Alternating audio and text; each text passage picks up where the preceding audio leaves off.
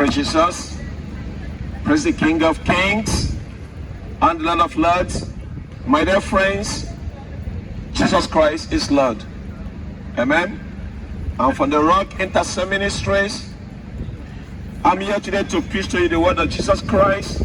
Hoping that some of you will give your life to Jesus Christ today. Amen. Today's message is the word in 7 days. The word in 7 days. This word was created in 7 days. And friends, I want us to forget about the Big Bang Theory. Why? It is only a theory. I want you to forget about it because fire never created anything. Fire plus fire is equals to 0. And I know who bang it. The Bible says in Genesis chapter 1 verse 1. In the beginning is the first book, the first chapter and the first verse. And that's the beginning. And today I'll be speaking to you the word in 7 days. It is the creation and the formation of the word in a week. It began in Genesis chapter 1 verse 1. The Bible says in the beginning, God, Almighty God created the heavens and earth. Verse 2, the earth was without form and void, and the darkness was over the face of the deep.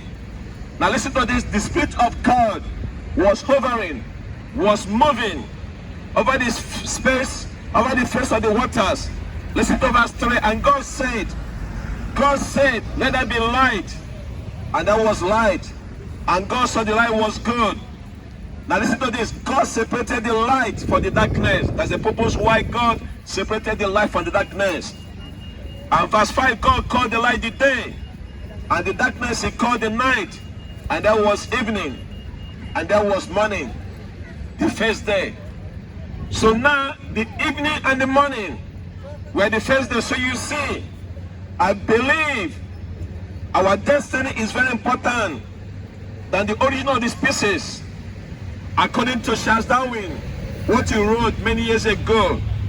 But I want you to understand, and I want you to know and to learn. There was a time you are not existing, but now that you are here, where are you heading to when you die, my dear friend? You see, there was a time you are not existing, but now that you are here, I want you to think about your life. I want you to see if you are giving your heart to Jesus Christ or not. You have to make a choice, every one of us in our own heart. Listen to the word of God, not Charles Darwin, not any man or woman, any book. But only the Bible that tells us the origin of man and the destiny of man. What a wonderful book the Bible is. The Bible is not the book of the month, it's the book of all ages.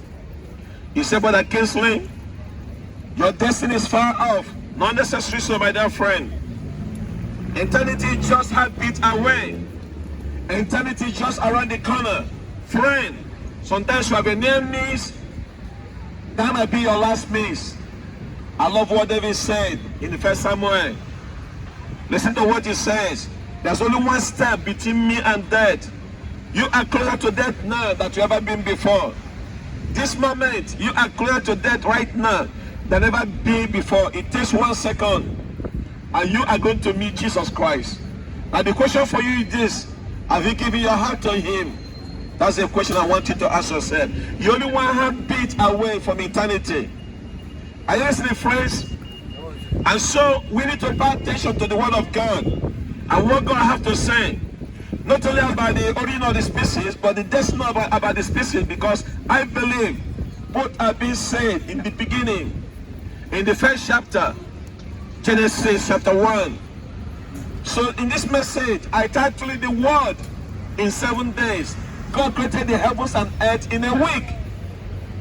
Now, there's a 3 principle that I want to put into your heart in this simple message. First of all, I want you to think with me, my dear friend, about the meaning of the days in a week in Genesis chapter 1. Secondly, I want you to think with me the message of those days. It is a very simple outline.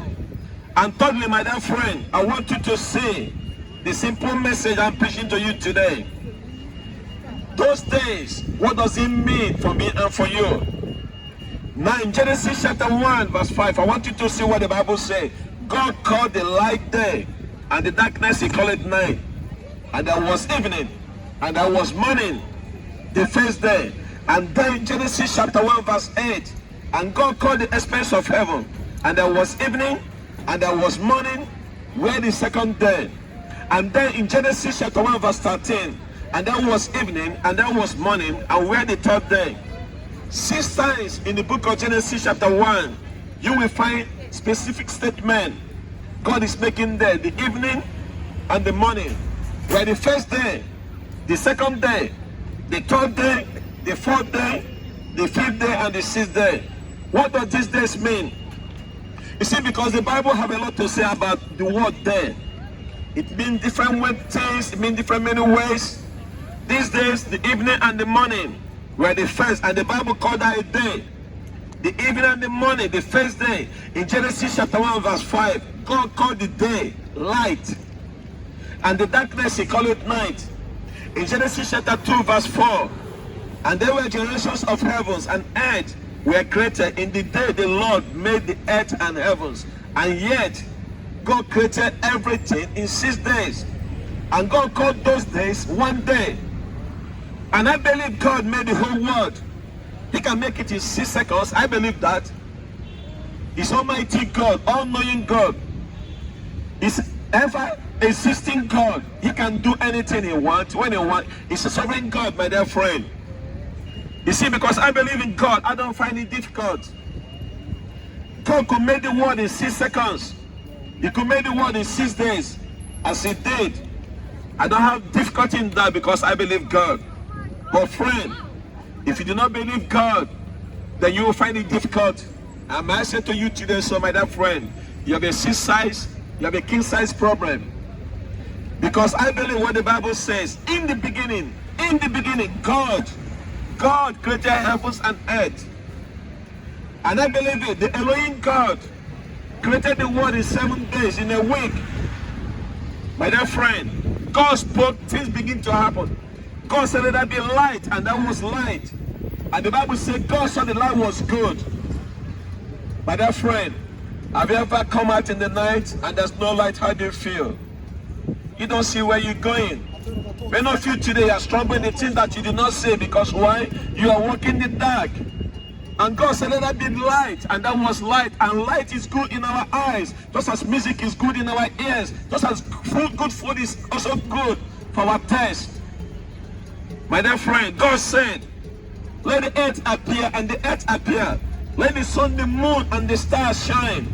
And he gave animals life, and he planted, and he created man and all things. And I believe God did it in 6 days. In Exodus chapter 20 verse 11, when Moses was speaking about the Sabbath, he says, in the 6th day the Lord made the heavens and earth and the sea and all that is in it, and rested on the 7th day. And therefore God blessed the Sabbath day and made it holy. Moses believed that God did it in 6 days, but I can't still believe it today. And my dear friend, you ought to also believe it. If you find it difficult to believe because you have not believed God, my dear friend, He's Almighty God. He's a working miracle God. He did it. That's what the Bible says, and I believe it. In fact, the simple way for you to believe the Bible is to read it and to believe it. My dear friend, God created the heavens and earth. He made it, and He did it in 6 days, in 24 hours. Secondly, not only about the days, but let me talk to you right now, the miracle of those days. I believe God did it miraculously, my dear friend. God spoke, things begin to happen, things begin to take place. God, the infallible word of God, God made it all. Do you know why God created you? For His own glory. Everything God created, the stars, the moon, the universe, you name it, God created it for His own glory. So you see everything God created. In the beginning, He created them according to their own kinds. The Bible said God said, let the earth sprout vegetation, plant any seed, and the fruit and the trees bearing fruit, in which in their own seed, each according to his own kind on the earth. And it was so. When God spoke, things begin to happen. There's a power and life and death in your tongue. You can create, you can also destroy. But here is God in the beginning creating things. And the earth brought forth the vegetation and planted any seed according to their own kind. The tree bearing fruit in which they are seed, each according to his own kind. Listen to it. And God saw it and it was good. But what about this matter of this evolution? What about this theory of evolution? It doesn't matter what they call it. I call it theory. And that's what it is. The theory of evolution. Evolution is just a theory. It doesn't matter what someone tells you. They cannot prove to you as a fact. It cannot be proven by that friend. It is only a theory. Now, how about a woman who called her husband theory? Because it does not work. Do you know that evolution does not work? I reject evolution. And I will give you 2 reasons why I reject evolution. Firstly, I reject it for logical reason. Secondly, I reject it for theological reason. Thirdly, I reject it for moral reason. I reject it. I don't believe in evolution. I reject that monkey theology. My dear friend, you need to make up your mind and know that God created you. If you believe that you're orphans of ape, you are making monkey out of yourself, my dear friend. And that's why I'm saying to you today, it takes more faith for you to believe in theory. It's so easy to believe the word of God. The word of God has given to us to believe. Amen?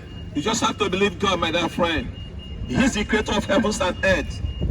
And so, friend, I reject it. Evolution, logically, I reject it. Theoretically, I reject it also morally.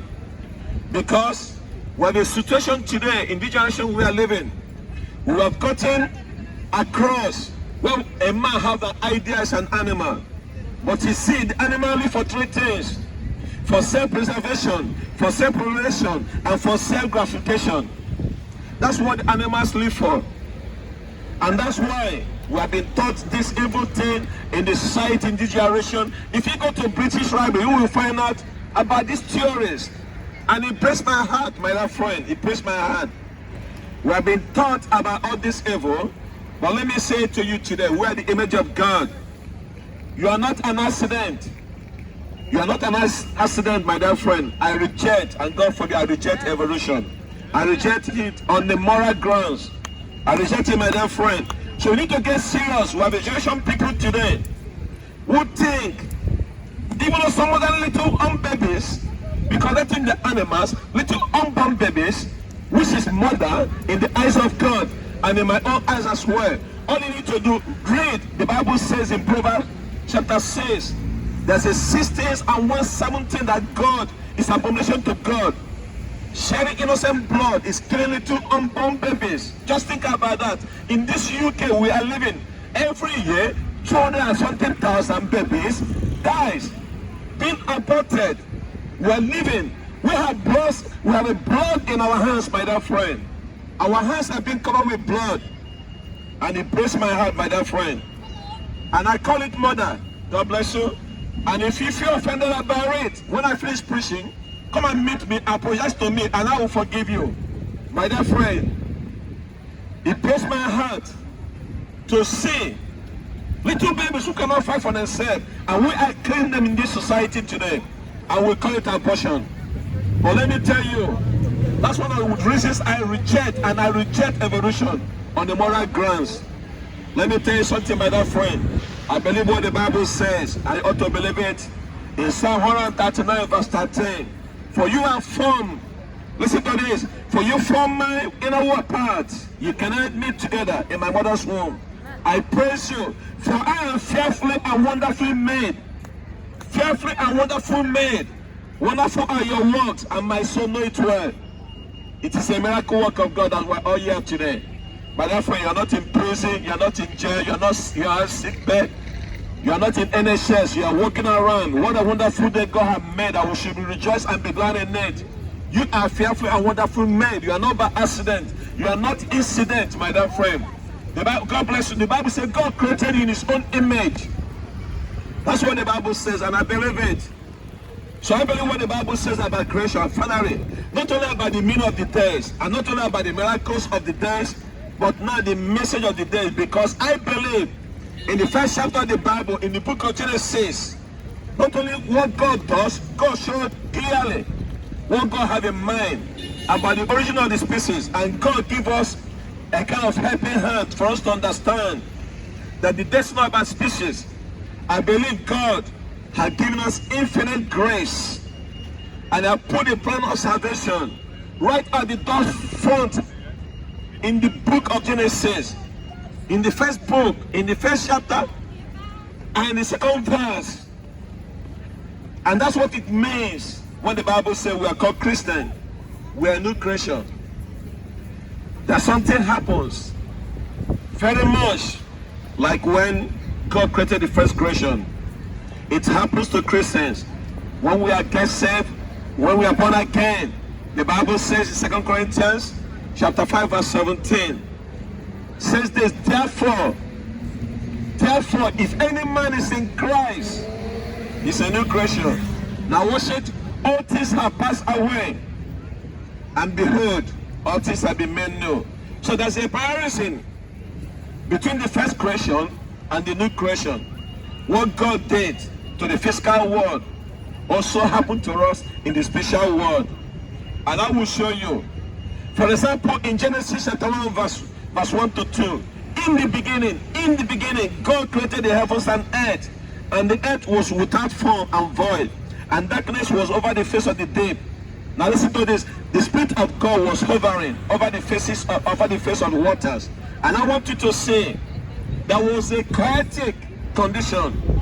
The Bible said the world without form, void, dead, barren, dark. It is a picture of every man today. We want to say included without Christ in your life. You are what? Dead, barren, and dark in your sin. Every man, every woman, boys and girls without our Lord Jesus Christ is alienated from the life of God. The Bible tells us this in Ephesians chapter 4 verse 16, saying, having understanding darkened, be alienated from the life of God, and through the ignorance that is in them, because of the blindness of their heart. God says, a man without Christ is dead. He is darkened, he is ignorant, he is blinded in this world.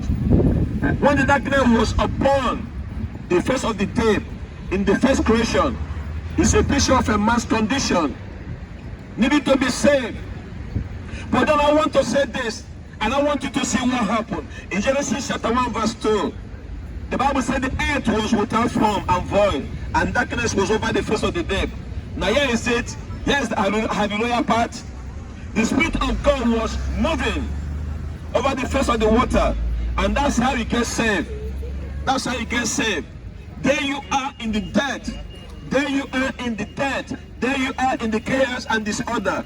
And then God in his infinite mercy, grace, and compassion sent his Spirit to move. And then things begin to create. And things begin to work. Apart from the Spirit of God, we are just a poor sinner. God bless you, son. We are just poor sinner apart from the Spirit of God. Apart from the Spirit of God, we cannot shout hallelujah. Because why? Only the Spirit of God move upon my heart. And I pray today that the Spirit of God move upon your heart, my dear friend. Jesus Christ said in the book of John 16 verse 8, listen to it, when he comes, speaking about the Holy Spirit of God, he will convey the word concerning sin and righteousness and judgment. And I thank God for the moving Spirit of God. And I pray today in Stratford, London, UK, that the Spirit of God will move inside this nation, that to transform souls, to bring boys and girls, men and women into the kingdom of God. You see, when the Spirit of God moves in our dead soul, the Spirit of God moved then to activate us through the word of God. The Bible says in Genesis chapter 1 verse 3, and God said, let there be light. Let there be light, and there was light. The word of God is not active, being activated. The word of God start moving. Because friend, that's what happens when we get saved. It takes the word of God for us to get saved. I'm not ashamed of the gospel news of our Lord Jesus Christ. Apostle Paul said, but I can say the same thing today. For it is the power of God unto salvation. It is the power of God unto salvation for those who believe. For those who believe. And the Bible says clearly that we have been born again, not by corruptible seed, but by incorruptible seed, by the word of God and the Spirit of God. It takes the word of God and then apply it to our heart. And I pray today to the power of the Spirit of God to move into your heart because of what Jesus Christ did for us. My dear friend, Jesus Christ loves you. Jesus Christ seeking you today. Jesus Christ loves you so much that he has put the plan of salvation, the way of salvation, the hymn of salvation on the first page of the Bible. There was darkness. There was darkness. And there also moving the Spirit of God. And then, speaking about the word of God, what was the result? God said, let there be light, and there was light. Why? Because the entrance of day, the word of God gives light. And God, my dear friend, loves you.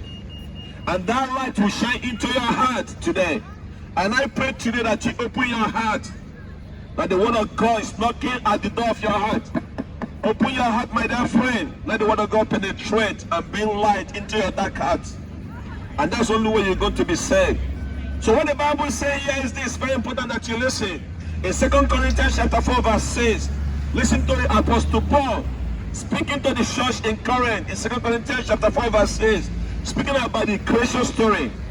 And it says this, for God who said, let the light shine out of darkness. So what he meant what God did in Genesis chapter 1 verse 3. Apostle Paul repeating the same thing in the New Testament. He says, then let the light of God, for God who said, let the light shine out of darkness, has shone in our heart to give light of knowledge of the glory of God. Listen to this, in the face of Christ. Apostle Paul said, when we come to Christ, we go from one glory to another glory, and we have been transformed. Just like a caterpillar will transform to butterfly, that's the same way the word of God will transform you, my dear friend, from your darkened heart, and he will transform you, and he will change you, and you will become a new creation, just as you had the first creation, and now you become a new creation in Christ Jesus, our Lord. And I pray today that the word of God spring forth in your life, spring forth in your life, and let the light of God shine and remove that darkness that is in our soul. You see, it's God that opened the door of that light, and he removed that night, because he separated the night from the day from the beginning. And I pray today that God separate that darkness in you today, and to give you the light, you move away from darkness into light, the marvelous light of glory of our Lord Jesus Christ. Jesus Christ is called the Son of Righteousness. Do you know why? S-U-N, the Son of Righteousness that shines, and it comes with a healing with his wings. And I thank God for that. And then after light comes what? Life. You see that in the creation it was dark. The Bible said light came in, darkness disappeared. And after light came in, what happens? You have life. And after life happens in your life, what happens? You bear fruit. If you look into the Bible, you will see the Bible give us 9 fruits of the Holy Spirit of God.